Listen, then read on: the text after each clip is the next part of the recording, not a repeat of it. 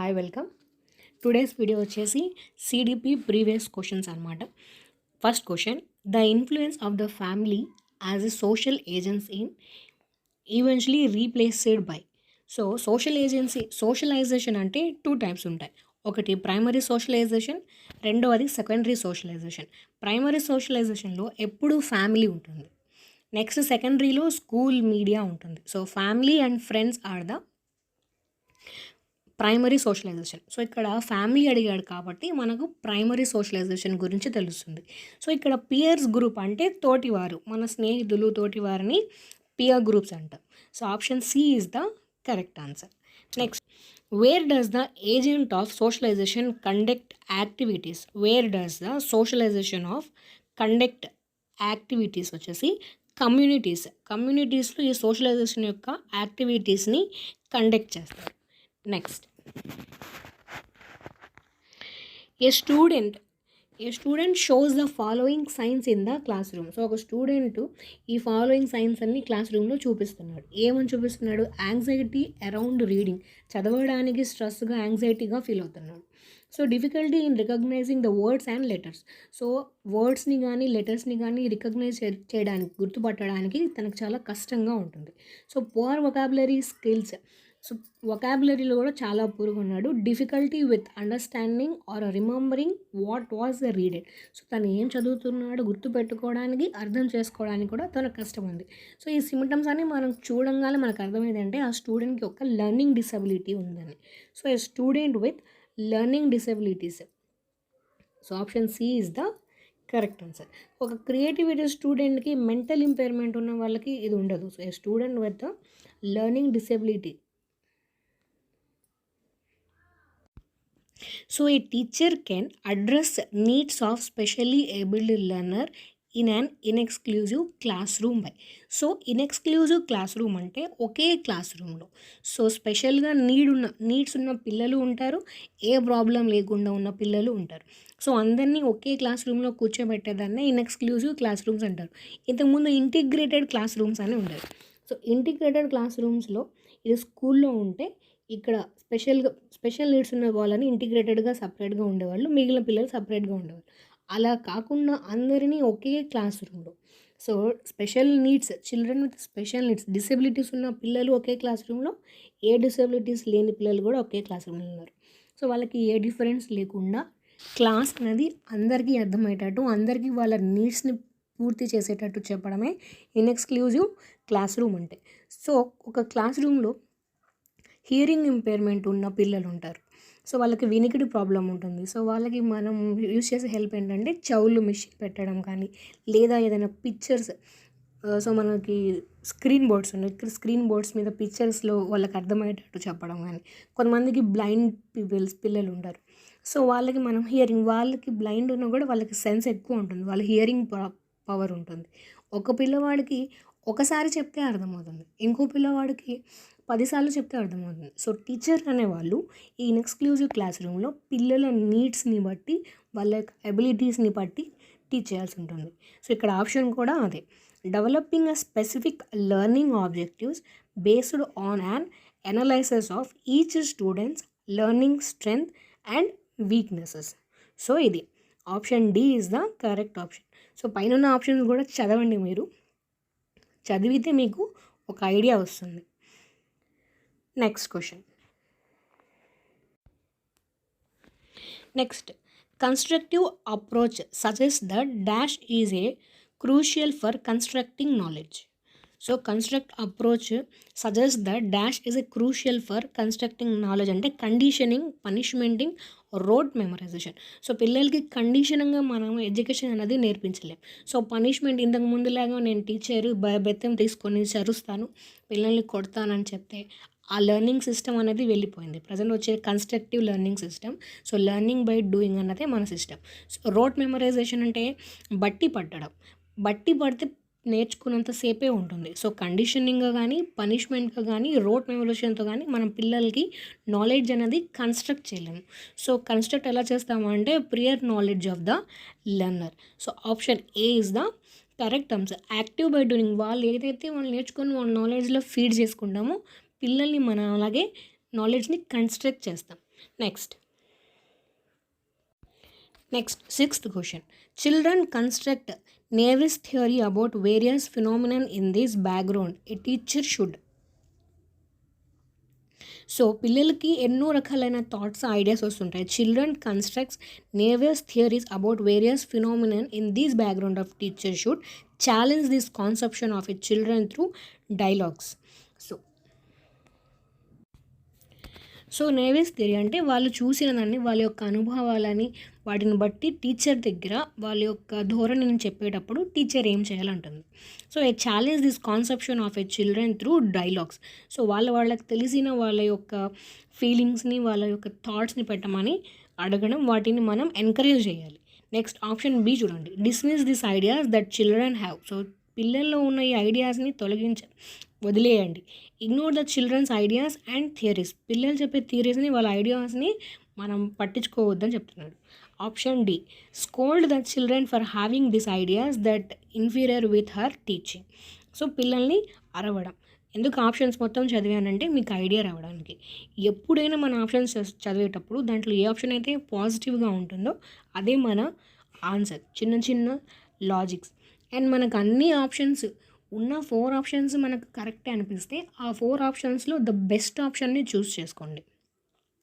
ఎప్పుడైతే answer negative ఉంటుందో అప్పుడు ఆ క్వశ్చన్లో నాట్ ఉందని అర్థం. ఇక్కడ ఉన్న ఈ 4 ఆప్షన్స్లో ఒక ఆప్షనే పాజిటివ్గా ఉంది, మిగిలిన 3 ఆప్షన్స్. సో పిల్లవాడు తన యొక్క థాట్ని ఇక్కడ పెట్టేటప్పుడు టీచర్ తనని అరవడం, తిట్టడం, తను చెప్పింది పట్టించుకోకపోవడం అన్నది wrong. So it's a wrong process అనమాట. సో మీరు ఎప్పుడైతే క్వశ్చన్లో నాట్ ఉంటుందో ఆ నాట్ని బట్టి ఆన్సర్ నెగిటివ్ ఉంటుంది, మిగిలిన ఆన్సర్స్ అన్నీ పాజిటివ్గానే ఉంటాయి. సో అన్ని ఆప్షన్స్ మనకు పాజిటివ్గా కనిపిస్తే ఆ ఆప్షన్స్లో ది బెస్ట్ని, మనం అంతే కదా, మన దగ్గర 4 వస్తువులు ఉన్నప్పుడు దాంట్లోంచి మనం ది బెస్ట్ని చూస్ చేసుకుంటాం. సో మీరు ఆప్షన్స్ని ఇలాగే చూస్ చేసుకోండి. సో ప్రతి క్వశ్చన్స్కి నేను ఆప్షన్స్ అయితే చదవట్లేదు, కానీ మీకు అర్థం అవ్వడానికి నేను చదివాను.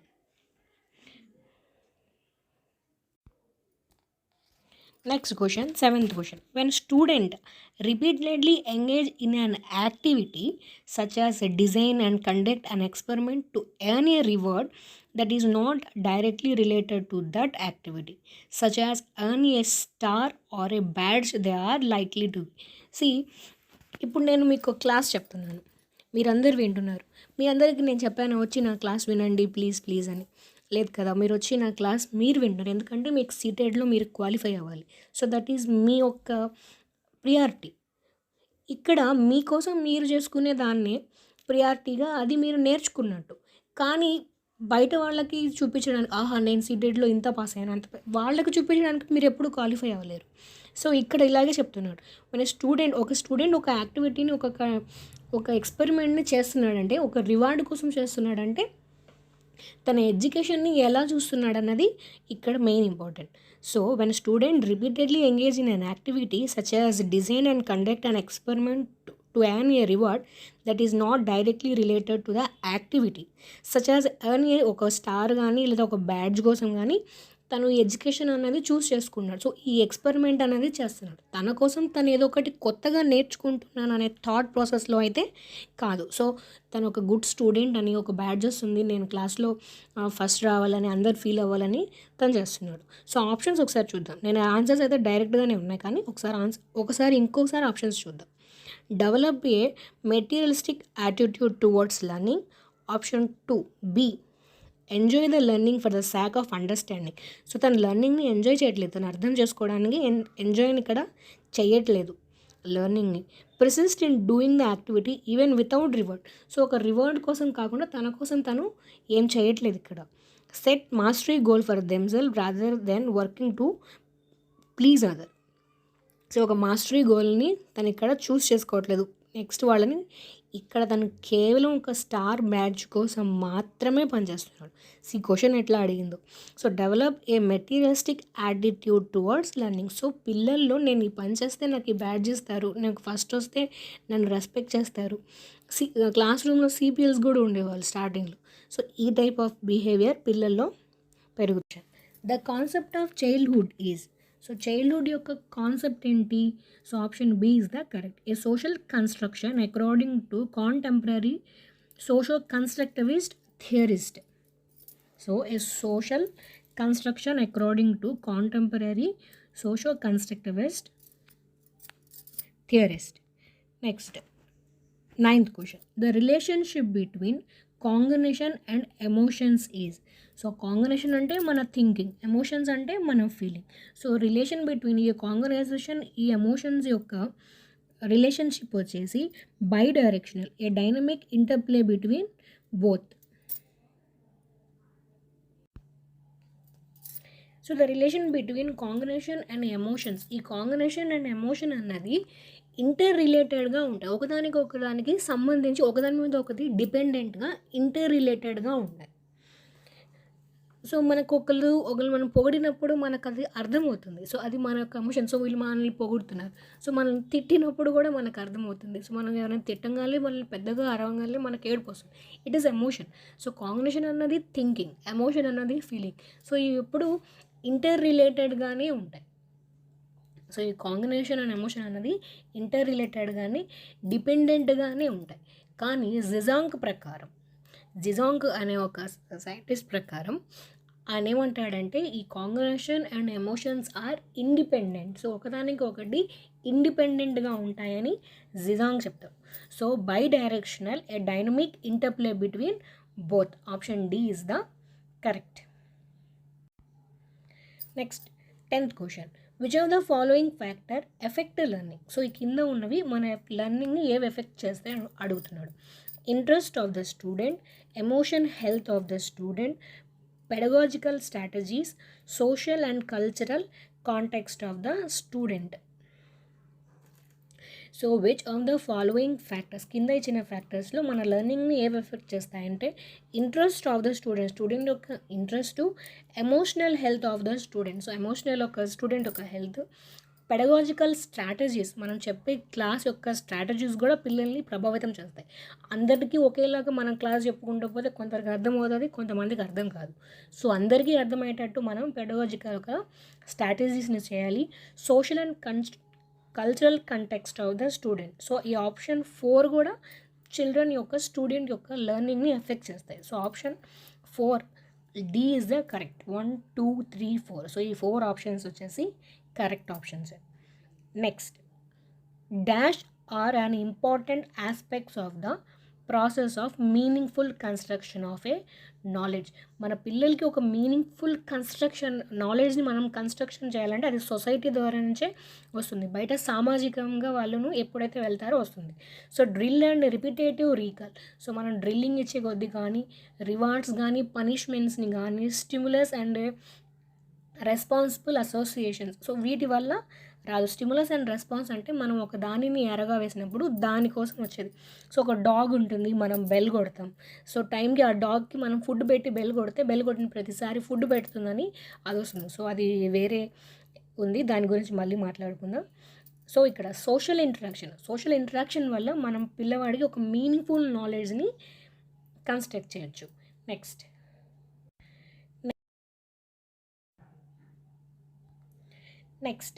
12th question. Identify the best example of learning at the age of 10 to 12 years. 10 నుంచి 12 years ఉన్న పిల్లలకి లెర్నింగ్ ఎగ్జాంపుల్స్ చూపిస్తున్నాడు. Option 1, child will have the longest attention span. Child ఒక లాంగెస్ట్గా దీర్ఘకాలంగా అటెన్షన్గా ఉంటాడో అడుగుతున్నాడు. Next child is cooperative with others. తన యొక్క తోటి వారితో కోఆపరేటివ్గా ఉంటాడో అడుగుతున్నాడు. Next third one, clumsy motor skills. క్లమ్జీగా ఉన్న motor skills, fine motor, gross motor skills ఉంటాయి. ఫైన్ మోటార్ అంటే మన వేళ్ళతో మన దాని మీద యూజ్ చేసేదాన్ని మనం ఫైన్ మోటార్ స్కిల్స్ అని అంటాం. జిఎఫ్ మోటార్ స్కిల్స్లో 2F, ఒకటి గ్రాస్ మోటార్ స్కిల్స్, ఇంకొకటి fine motor skills. Gross motor skills అంటే మన లార్జ్ మజిల్స్ని బట్టి ఉంటుంది, అండ్ ఇది స్మాల్ మజిల్స్ని బట్టి ఉంటుంది. సో గ్రాస్ మోటార్ స్కిల్స్ అంటే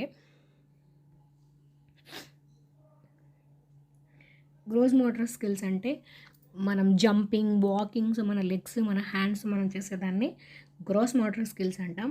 ఫైన్ మోటార్ స్కిల్స్ అంటే డ్రాయింగ్ వేయడం కానీ, ఒక ఆర్ట్ వేయడం కానీ, రైటింగ్ కానీ, సో మన ఫింగర్స్తో. అదే గ్రాస్ మోటార్ స్కిల్స్లో వాడికి ఒక పెన్ ఇస్తే గీసి పెడతాడు. ఫైన్ మోటార్ స్కిల్స్లో పెన్ ఇస్తే నీట్గా రాయడం అన్నది జరుగుతుంది. సో ఈ మోటార్ స్కిల్స్లో gross motor and fine motor ఉంటుంది. నెక్స్ట్ 4th ఆప్షన్ వచ్చేసి not interested in learning a second language. Second లాంగ్వేజ్లో లెర్నింగ్ చేయడానికి ఇంట్రెస్ట్ లేదు. ఇంట్రెస్ట్ లేనప్పుడు మనం ఎంత కూర్చోబెట్టి చదివించినా వాడు చదవడు. సో ఆప్షన్ 1 and 2ని మనం చూస్ చేద్దాం. The child will have the longest attention span and child is cooperative with peers. Next question 13th question. At which stage of development an individual face the problems of occasional adjustment? ఎప్పుడు at which stage of development an individual faces the problems of occasional adjustment? అంటే తనెంత నేనెంత concentration and creativity is related to which type of development. So మన యొక్క concentration and మన యొక్క creativity దేని మీద development ఉంటుంది? సామాజికంగా ఉంటుందా, మోరల్ నైతికంగా ఉంటుందా, ఎమోషనల్ ఫీలింగ్గా ఉంటుందా, ఇంటలెక్చువల్ డెవలప్మెంట్ బుద్ధి.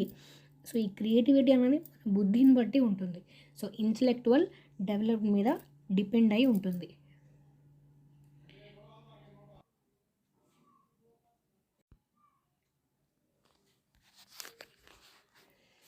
Assertion. The teacher should not create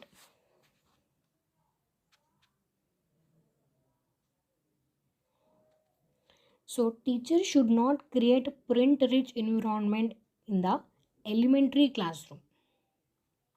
so ఈ ప్రింట్ ఎన్విరాన్మెంట్ అన్నది ప్రైమరీ క్లాస్ రూమ్స్కి యూజ్ అవుతుంది. సో ఈ ప్రింట్ రిచ్ ఎన్విరాన్మెంట్ అంటే బొమ్మలు వేయడం, చార్ట్స్ వేయడం అండ్ ప్రింట్ రిచ్ ఎన్విరాన్మెంట్ అంటే వాల్ స్టోరీస్ కానీ, బులెటిన్స్ కానీ, చార్ట్స్, సో ప్రింటెడ్ ఒక డ్రాయింగ్ ప్రింట్ చేసిన మెటీరియల్స్ కానీ, పిక్చర్ బుక్స్ కానీ, ఇవన్నీ ప్రింట్ రిచ్ ఎన్విరాన్మెంట్లోకి వస్తాయి. సో ఇవి ప్రైమరీ క్లాస్లో పిల్లలకి ఎంతగానో యూజ్ అవుతుంది. సో దీనివల్ల పిల్లలకి స్టోరీ టెల్లింగ్ కానీ, వాటి యొక్క క్వశ్చన్స్ని అడగడం కానీ, దానివల్ల చాలా యూజ్ ఉంటుంది ప్రైమరీ క్లాస్లో. సో ఎలిమెంటరీ పిల్లలకి ప్రింట్ రిచ్ ఎన్విరాన్మెంటల్ అవసరం లేదు. So assertion is the correct. So మనకు ఇచ్చిన స్టేట్మెంట్ అన్నది correct. Reasoning. Development of language is inborn ability. So development భాషా వికాసము జన్మనద ఇన్బర్న్ అబిలిటీ కాదు అందుతుంది. So both A and R are true, but R is not the correct explanation. So ఈ inborn ability, development of language is inborn ability అని అంటున్నారు. So ఈ రెండు స్టేట్మెంట్స్ అన్నవి కరెక్టే, కానీ ఈ రీజన్ అన్నది పైన ఇచ్చిన స్టేట్మెంట్కి కరెక్ట్ ఎక్స్ప్లెనేషన్ కాదు. Both A and R are true, but R is not the correct explanation of A. So ఇక్కడ ఇంకొకటి అజర్షన్ క్వశ్చన్ ఉంది. ఈ అజర్షన్ క్వశ్చన్లో boys and girls learn to behave in gender appropriate way by observing and imitating same sex adults. So ladies ఇలాగే ఉండాలని ఎక్కడ రాసలేదు. చీరే కట్టుకోవాలి, పంజాబ్ డ్రెస్సులే వేసుకోవాలని లేదు, అండ్ జెంట్స్ షర్ట్ వేసుకొని ప్యాంట్ వేసుకోవాలనే రూల్ ఏం లేదు. కానీ ఇది మన జెండర్, మన పూర్వీకుల నుంచి వస్తున్నది. అమ్మ చీర కట్టుకుంటుంది, సో అమ్మ లేడీ కాబట్టి చీర కట్టుకుంటుంది. మనం కూడా చీర కట్టుకోవాలి, ఎందుకంటే మనం కూడా అమ్మాయిలం కాబట్టి. సో నాన్న షర్ట్ అండ్ ప్యాంట్ వేసుకున్నాడు, సో ఎందుకు, ఆయన అబ్బాయే కాబట్టి. సో నేను కూడా అబ్బాయిని కాబట్టి నేను shirt and pant. So gender అన్నది ఇలాగే వస్తుంది. సో మన పెద్దల్ని చూసే, మనం ఆచారాలను చూసే మనం డెవలప్ చేసుకున్నాం. ఈ అమ్మాయి ఇలాగే ఉండాలి, అబ్బాయి ఇలాగే ఉండాలి అని. So boys and girls learn to behave in a gender appropriate way by observing and imitating same sex adults అనమాట. సేమ్ మన పేరెంట్స్ని, మన వాళ్ళని చూసి మనం నేర్చుకున్నవి. దాని యొక్క రీజన్ చూద్దాం. Gender is a purely biological construction. ఈ జెండర్ అన్నది బయలాజికల్ కన్స్ట్రక్షన్ కాదు. సెక్స్ అన్నది బయలాజికల్ కన్స్ట్రక్షన్. సో ఒక అమ్మాయా, ఒక అబ్బాయా అన్నది మనం బయోలాజికల్‌గా నిర్ధారిస్తాం. సో, ఇక్కడ ఉన్నది అమ్మాయా, అబ్బాయా, మనకు పుట్టింది అమ్మాయా, అబ్బాయా అన్నది మనం బయోలాజికల్‌గా గుర్తుపడతాం. కానీ జెండర్‌ని సొసైటీ క్రియేట్ చేసింది. 10థ్ క్లాస్ అయిపోగానే అమ్మాయికి పెళ్లి చేయాలి. పెళ్లి చేసేస్తే మన పనైపోతుంది. సో, అదే ఆ పిల్లని మనం చదివిచ్చి తను ఒక గ్రేట్ పొజిషన్‌కి ఎందుకు తీసుకెళ్ళకూడదు?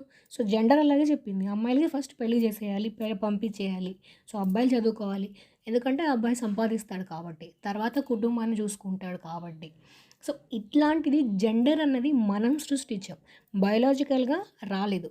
సో, మనకు అమ్మాయి పుట్టిందా, అబ్బాయి పుట్టిందా, మనం బర్త్‌ని డిసైడ్ చేసేది బయాలజీగా కానీ, జెండర్‌ని డిసైడ్ చేసేది బయోలాజికల్ కన్‌స్ట్రక్షన్ కాదు. ఇక్కడ మీరు కన్‌ఫ్యూజ్ అవ్వద్దు. జెండర్ అమ్మాయి ఇలా ఉండాలి, అబ్బాయి ఇలా ఉండాలి అనే జెండర్‌ని క్రియేట్ చేసింది మనం. సొసైటీ. జెండర్‌ని క్రియేట్ చేసింది ఎవరు? సొసైటీ. సో, ఇక్కడ ఆప్షన్ ఏ అన్నది కరెక్ట్. మన పెద్దల్ని చూసి మనం నేర్చుకున్నాం. అండ్ ఆప్షన్ రీజన్ ఆర్ వచ్చేసి ఫాల్స్. ఎందుకంటే జెండర్‌ని క్రియేట్ చేసింది సొసైటీ. సెక్షువల్‌ని మనం బయోలాజికల్‌గా కన్‌స్ట్రక్ట్ చేసుకుంటాం. Next one 17th question. In Leo Vygotsky theory knowledge is constructed by child and the adult the dash zone of a proximal development. So, proximal development scaffolding more knowledgeable person అని మనకు Leo వైగాట్స్కీ గారు చెప్తారు. So ఇది Leo వైగాట్స్కీ చెప్పిన మనకు zone of proximal development.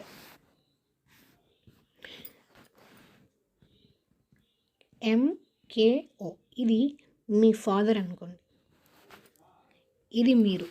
So me father మీకు cycle నేర్పించాలనుకోండి. మీ ఫాదర్కి handle స్ట్రైట్గా పెట్టాలి, మనం పెడల్స్ మనం సైకిల్ తొక్కాలి అండ్ మన సైకిల్ని మనం బ్యాలెన్స్ చేసుకోవాలి. సో దీని గురించి మీ ఫాదర్కి బాగా తెలుసు, అందుకే మీ ఫాదర్ని మనం మోర్ నాలెడ్జబుల్ అదర్స్ అని చెప్పాం. ఇక్కడ మీకు మీ ఫాదర్ హెల్ప్ చేసేదాన్ని జోన్ ఆఫ్ ప్రాక్సిమల్ డెవలప్మెంట్. అంటే ఆయన మీకు గైడెన్స్ చేస్తున్నాడు. అరే స్ట్రైట్గా కూర్చోరా, నేను నీకు చెప్తాను, నువ్వు బాడీ స్ట్రైట్గా కూర్చో, హ్యాండిల్ని స్ట్రైట్గా పెట్టు, కదపొద్దు అని మిమ్మల్ని మీ ఫాదర్ని గైడెన్స్ చేస్తారు. సో ప్రతి ఒక్కరి లైఫ్లో ఈ సైకిల్ నేర్చుకునేది అయ్యే ఉంటుంది. సో మీ ఫాదర్ మిమ్మల్ని గైడ్ చేస్తున్నారు అంటే మీకు ఒక హెల్ప్ జరుగుతుంది ఇక్కడ. So zone of proximal development అంటే మీరు ఇక్కడ మీ ఫాదర్ యొక్క గైడెన్స్తో సైకిల్ని నేర్చుకుంటున్నారు. మీ ఫాదర్ చేసే హెల్ప్ని మనం స్కాఫోల్డింగ్ అంటాం. సో ఎక్కడైతే మీరు టెంపరవరీగా మీ ఫాదర్ అంటాడో నువ్వు హ్యాండిల్ కరెక్ట్గా పట్టుకో, నేను వెనక నుంచి నేను పుష్ చేస్తాను, నేను సీట్ పట్టుకుంటాను, నువ్వు నడుపు అని చెప్తాడు. సో మీ ఫాదర్ మీ వెనక సీట్ని పట్టుకొని మీకు టెంపరవరీగా హెల్ప్ చేస్తున్నారు. ఒకరోజు 2 రోజులు టెంపరవరీగా మీ సైకిల్ని ఆయన హోల్డ్ చేసుకొని మీకు రైడింగ్ అనేది నేర్పిస్తారు, సైకిల్ రైడ్ అనేది నేర్పిస్తారు. 3rd డే మీకు అది కంప్లీట్గా వచ్చేసి ఉంటుంది. తర్వాత మీ అంతటా మీరే నేర్చుకుంటారు.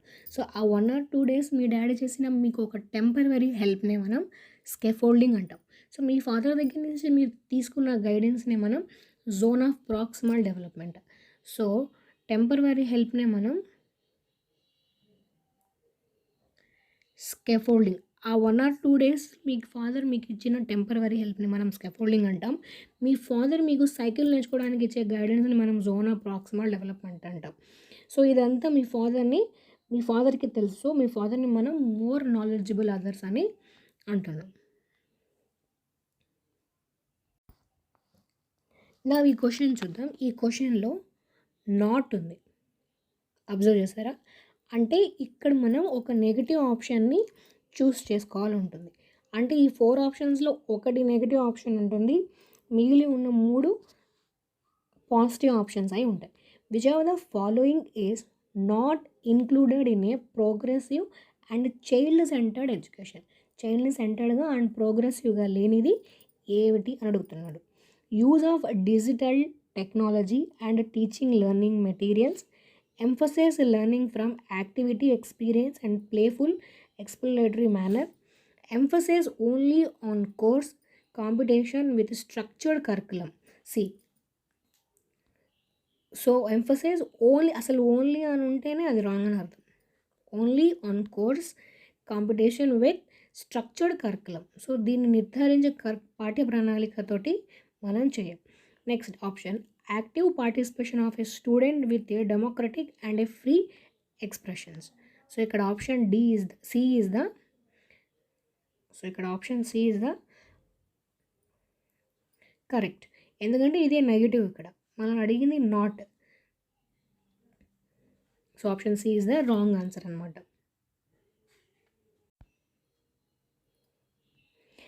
Next question. సో ఈ క్వశ్చన్లో మనం ఇక్కడ ఇందాక క్వశ్చన్లో నాట్ చూసాం, ఈ క్వశ్చన్లో మనం ఇక్కడ కరెక్ట్ చూస్తున్నాం. మనం ఎగ్జామ్ ప్రెజర్లో 100% క్వశ్చన్ సరిగ్గా చదవలేము, ఎందుకంటే ఒక బిట్కి ఒక్క మార్కే. సో మీరు క్వశ్చన్ని నీట్గా అర్థం చేసుకొని చదవండి. సో ఇక్కడ మీరు కరెక్ట్ ఆప్షన్ చూస్ చేసుకోమని ఇచ్చాడంటే ఈ 4 ఆప్షన్స్లో 3 ఆప్షన్స్ రాంగ్ ఉంటాయి, ఒకటి మాత్రమే కరెక్ట్ ఉంటుంది. సో చూద్దాం. First option development is uniform అడుగుతున్నాడు. డెవలప్మెంట్ అన్నది యూనిఫార్మల్గా ఒకేలా జరగదు, డెవలప్మెంట్ అనేది మల్టీ డైరెక్షనల్లో జరుగుతుంది. డెవలప్మెంట్ ఈజ్ ఎంటైర్లీ అన్ప్రిడిక్టబుల్ అంటున్నాడు. డెవలప్మెంట్ ఈజ్ ప్రిడిక్టబుల్, ఇది ఊహాజనితము, వికాసాన్ని మనం ఊహించగలం, ఈ స్టేజ్లో ఇలా జరుగుతుందని మనం ఊహించగలము. Next development proceeds from specific to general. There are a individual differences in development. డెవలప్మెంట్లో ఇండివిజువల్ డిఫరెన్సెస్ అనేది జరుగుతుంది. ఒకళ్ళు 7 months 8 monthsకే నడవడం నేర్చుకుంటారు, కొంతమంది 9 months నేర్చుకుంటారు, కొంతమంది 12 months. సో ఈ డెవలప్మెంట్ అనేది అందరిలోనూ ఒకలాగా ఉండదు. సో డెవలప్మెంట్ అనేది ఇండివిజువల్ డిఫరెన్సెస్ని బట్టి, కొంతమంది హైట్ ఉంటారు, కొంతమంది షార్ట్గా ఉంటారు, కొంతమంది లావుగా ఉంటారు, కొంతమంది సన్నగా ఉంటారు. So there are lots of differences, individual differences in their development. Option C is the correct answer. One more assertion question. Assertion.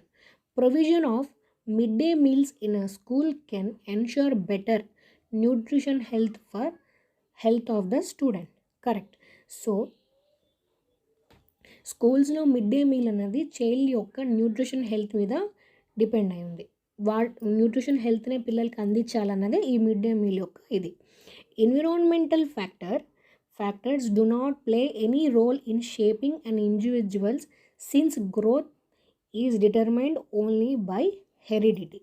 So growth and development, ఈ growth and development both environment and హెరిడిటీనే development depend అయి ఉంటుంది.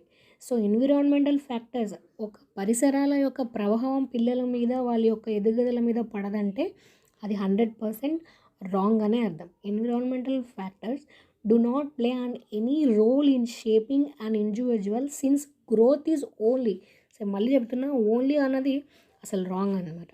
Only by heredity, వంశపార్యపరంగా కాదు, ఎన్విరాన్మెంటల్గా కూడా ఈ development అన్నది పిల్లల్లో జరుగుతుంది. So option A is the correct, R is the false. Next 21th question. Sunita exhibited repetitive motor actions and had difficulty making friends, though she had ability for excellent attention to detail. These are the typical identifiable characteristics of autism. Option is the correct. So వీళ్ళు repetitive బిహేవియర్ని and నలుగురిలో మాట్లాడడానికి వాళ్ళు షైగా feel అవుతూ ఉంటారు. So Sunita exhibited repetitive motor actions and had difficulty making friends, కానీ తొందరగా ఒకరితో కలవడం కానీ నలుగురిలో మాట్లాడడానికి కూడా వీళ్ళు చాలా షైగా ఫీల్ అవుతుంటారు. అదే యొక్క డిసబిలిటీ, ఆటిజం అన్నది ఇది ఒక డిసబిలిటీ అనమాట. డిస్లెక్సియా అన్నది reading disability. Dyslexia as a reading disability. Dysgraphia అన్నది రైటింగ్ డిసబిలిటీ. డిస్గ్రాఫియా అన్నది writing disability.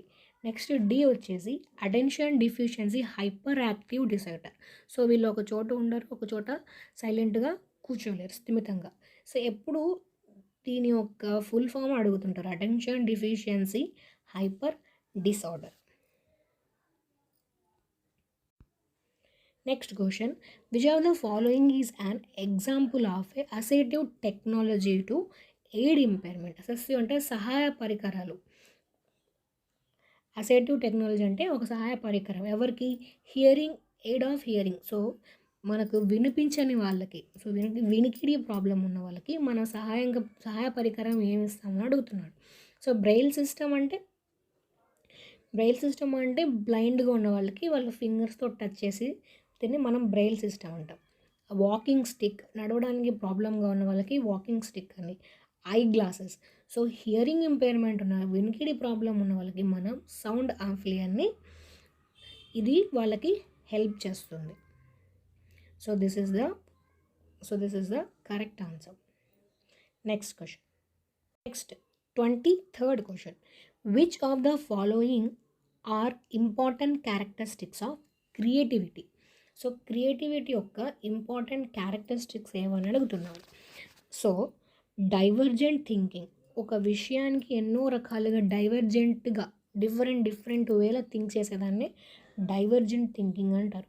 Originating of ideas and flexibilities. So వాళ్ళ యొక్క ఐడియాస్ని పునరుద్ధరించుకునేదే originality of ideas and flexibility.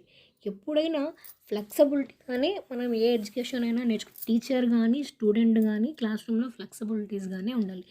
So convergent thinking, ఎప్పుడు క్రియేటివిటీగా ఉన్న వాళ్ళకి కాన్వర్జెంట్, ఒక విషయాన్ని ఒకే వేలో వాళ్ళు థింక్ చేయలేరు. థింక్ చేస్తే వాళ్ళు క్రియేటివిటీగా రాలేరు. సో ఇక్కడ కాన్వర్జెంట్, ఎప్పుడు పిల్లవాడికి మనం డైవర్జెంట్ థింకింగ్నే నేర్పించాలి, కాన్వర్జెంట్ థింకింగ్ని నేర్పించకూడదు. So divergent thinking, originality of ideas, ఫ్లెక్సిబిలిటీస్ని మనం, ఈ 3 correct answer. So option A is the correct. For effective learning, 24th question, for effective learning the teacher should ensure that the learning activities, effective learning ki teacher learning activities ni build on the previous understanding of the student and further it. So ఒక learning యాక్టివిటీని teacher ఎలా ensure చేయాలంటే build on the previous understanding of the students. పిల్లవాడికి ప్రీవియస్గా ఉన్న నాలెడ్జ్ని understand చేసుకొని దాని base మీద ఈ లెర్నింగ్ యాక్టివిటీస్ అనేది డిపెండ్ అయి ఉంటుంది. Next 25th question. This is also a assertion question.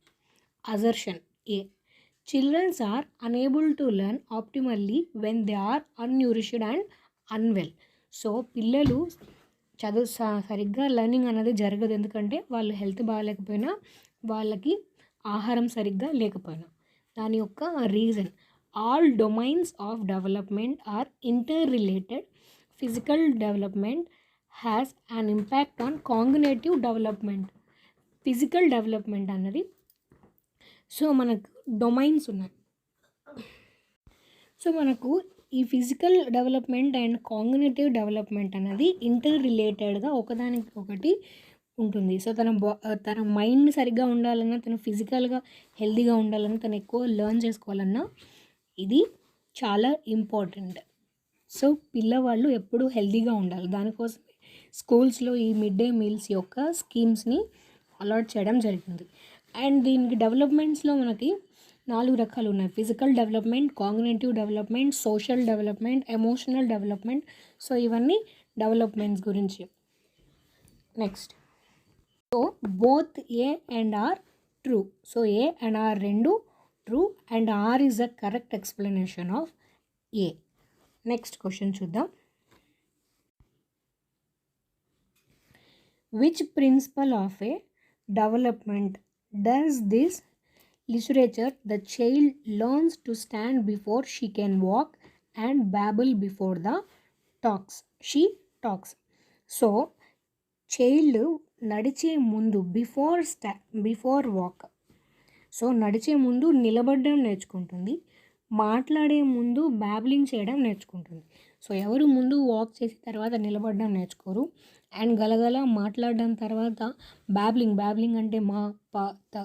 So ఇలాగ ఎవరు చేయరు. సో ఫస్ట్ ఒక పిల్లవాడు నడవాలంటే నిలబడడం నేర్చుకోవాలి. తర్వాత ఒక్కొక్క స్టెప్ వేయడం, తర్వాత ఫ్లూయెన్స్గా ఫాస్ట్గా నడవడం, తర్వాత బ్యాబ్లింగ్. ఫస్ట్ పిల్లవాడు క్యూయింగ్ చేస్తాడు, తర్వాత బ్యాబ్లింగ్ చేస్తారు, తర్వాత వర్డ్స్ని నేర్చుకుంటారు. సో 1 and 2 వర్డ్స్ని కలిపి 2 వర్డ్స్గా నేర్చుకుంటారు. సో అలా 2 వర్డ్స్ని మనం టెలిగ్రాఫిక్ స్పీచ్ అని కూడా అంటాం. సో ఇక్కడ డెవలప్మెంట్ అన్నది సీక్వెన్షియల్గా జరుగుతుంది, ఒక ప్రాసెస్ ప్రకారంగా జరుగుతూ ఉంటుంది. So option A is the correct answer. Next question, 27th question. One of the major difference in the theories of Jean Piaget and Leo Vygotsky. So Jean పియాజే అండ్ లియో వైగోట్స్కై ఇద్దరు కన్స్ట్రక్టివిస్టే. So వాళ్ళు థియరీస్ని ఇచ్చారు child ఒక learning మీద. So పియాజే emphasized on the role of language in cognitive development. ఈ options వద్దు, option C is the correct answer. Vygotsky emphasized the roles of culture in a cognitive development. So ఈ child యొక్క constructivist అంటే పియాజే మూడు విషయాలు చెప్పారు. ఒకటి సోషల్ ఇన్స్ట్రక్షన్, ఇంకొకటి కల్చరల్ టూల్స్, ఇంకొకటి లాంగ్వేజ్. ఈ 3ని బేస్ చేసుకునే పిల్లవాడు లెర్నింగ్ అన్నది నేర్చుకుంటాడన్నది పియాజే.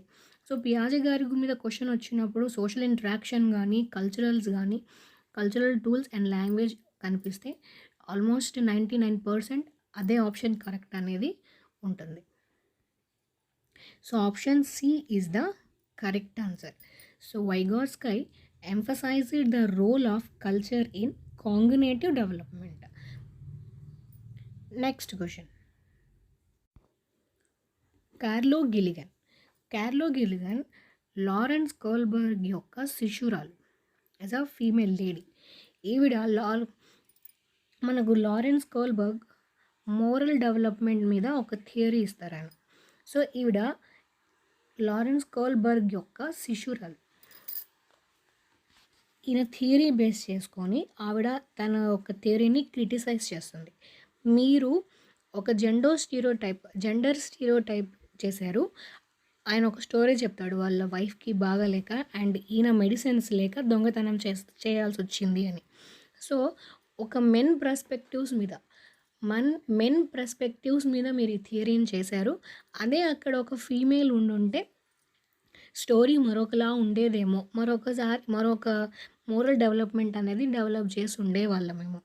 ఎందుకంటే ఒక లేడీలో ఒక లవ్ అండ్ కేరింగ్ ఉంటుంది, అదే ఒక మెన్లో జస్టిస్ ఉంటుందని అడుగుతాడు. సో మన ఇంట్లోకి ఒక దొంగ వస్తే మెన్స్ వాళ్ళని పట్టుకొని బాగా కొడతారు.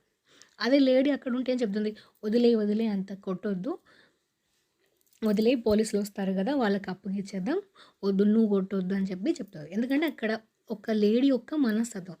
అదే ఆ ప్లేస్లో లేడీ ఉండుంటే డాక్టర్ దగ్గరికి వెళ్ళి నా భర్త ప్రాణాలు మీరే కాపాడాలి, మీరే చేయాలి అంటే డాక్టరే తనంతట తాను హెల్ప్ చేస్తాడేమో. సో మీరు చెప్పిన థియరీని జెండర్ స్టీరియోటైప్ థియరీ అని చెప్పి ఈ కార్లో గిలిగన్ అన్నది క్రిటిసిజం చేస్తుంది. సో ఇక్కడ ఆప్షన్ వచ్చేసి సి. క్వశ్చన్ చదువుదాం. కార్లో గిలిగన్ criticize Lawrence Kohlberg theory of moral development by arguing that men have morality of justice while women have morality of care. So option A is the correct answer. Next 29. Which of the following questions test higher order thinking skill such as analyze and evaluation? So ఒక పిల్లవాడిలో మనం higher order thinking, ఒక విషయాన్ని పలు రకాలుగా ఆలోచించడానికి, తన mind mature చేయడానికి higher order thinking స్కిల్స్ని చేయడానికి మనం ఏ ఆప్షన్ అయితే కరెక్ట్గా ఉంటుంది? సి. ఇక్కడ ఫస్ట్ ఆప్షన్ వదిలేండి, బి చూద్దాం. What does the civil right act of A 1964 state? So civil right act మనం 1964లో ఏం యాక్ట్ వచ్చిందనేది తను అక్కడ థింక్ చేయాల్సిన అవసరం లేదు, ఆల్రెడీ ఆ రైట్ యాక్ట్ అక్కడే ఉంటుంది. Next option C. How many states are there in India? So ఇండియాలో ఎన్ని స్టేట్స్ ఉన్నాయి దాని గురించి కూడా క్రిటికల్గా థింక్ చేయాల్సిన అవసరం లేదు. How are many how are the members of legislative assembly elected. So ఇవేమి తన యొక్క క్రిటికల్ థింకింగ్ని హైయర్ ఆర్డర్ చేయడానికి యూజ్ అవ్వట్లేదు. నెక్స్ట్ ఇప్పుడు ఆప్షన్ ఏ చూద్దాం. What difference do you find between private and public health service in your area why. So ఇప్పుడు ఒక ప్రైవేట్ హాస్పిటల్ యొక్క ట్రీట్మెంట్ ఎలా ఉంటుంది అండ్ పబ్లిక్ హాస్పిటల్ యొక్క ట్రీట్మెంట్ అండ్ హాస్పిటల్స్ వాటి యొక్క డిఫరెన్సెస్ని మనం పిల్లవాడిని కనుక్కోమని చెప్పినప్పుడు అప్పుడు వాడు థింక్ చేస్తాడు. జనరల్గా మనం చూస్తూనే ఉంటాం, గవర్నమెంట్ హాస్పిటల్స్లో వర్క్ చేసే డాక్టర్స్ సపరేట్గా ప్రైవేట్ హాస్పిటల్స్ పెట్టుకుంటారు. అక్కడికి వెళ్ళినప్పుడు వాళ్ళు ఎలా ట్రీట్ చేస్తారు, వాళ్ళ ఓన్ ప్రైవేట్ హాస్పిటల్కి వెళ్ళినప్పుడు ఎలా ట్రీట్ చేస్తారు, అండ్ అక్కడ ఉన్న స్టాఫ్ ఇక్కడ ఉన్న స్టాఫ్ వాటి యొక్క డిఫరెన్స్. సో ఆ రెండింటిని తను అబ్జర్వ్ చేసి తను అర్థం చేసుకునేటప్పుడు తనలో ఒక హయ్యర్ ఆర్డర్ థింకింగ్ స్కిల్ అనేది మనం డెవలప్ చేయగలం. సో ఇలా మనం క్వశ్చన్స్ని ఆన్సర్స్ని సపరేట్ చేసి ఎగ్జామ్కి ప్రిపేర్ అవ్వాల్సి ఉంటుంది. Next question. Next and last question. Leo Vygotsky believed that development. So Leo Vygotsky ప్రకారం పిల్లవాళ్ళలో డెవలప్మెంట్ అనేది మూడు దాని మీద జరుగుతుంది.